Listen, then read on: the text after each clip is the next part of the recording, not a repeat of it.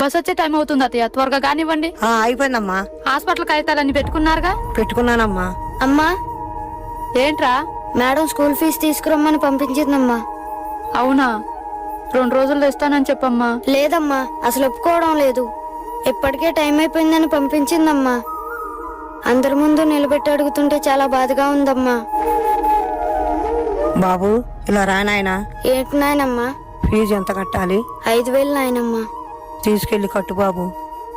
అత్తయ్య, నేను తర్వాత కడతాను. ఆ డబ్బుతో ముందు మీరు హాస్పిటల్లో చూయించుకోండి అత్తయ్య. ఇప్పుడు నేను హాస్పిటల్లో చూసుకోవటం వల్ల నా జబ్బు తగ్గిపోతుందేమో, కానీ వీడికి సమయానికి ఫీజు కట్టకపోవటం వల్ల అందరిలో తగ్గిపోతాడమ్మా. అత్తయ్య, అవునమ్మా, నా కొడుకుని ఎటు నేను చదివించలేకపోయాను. అందుకే నా మనోన్నను చదివించుకుంటానమ్మా. మరి మీ ఆరోగ్యం ఎలా అత్తయ్య? వీడు బాగా చదివి మంచి మార్కులు తెచ్చుకుంటే చాలు, నా ఆరోగ్యం అప్పుడు కుదుటపడుతుందమ్మా.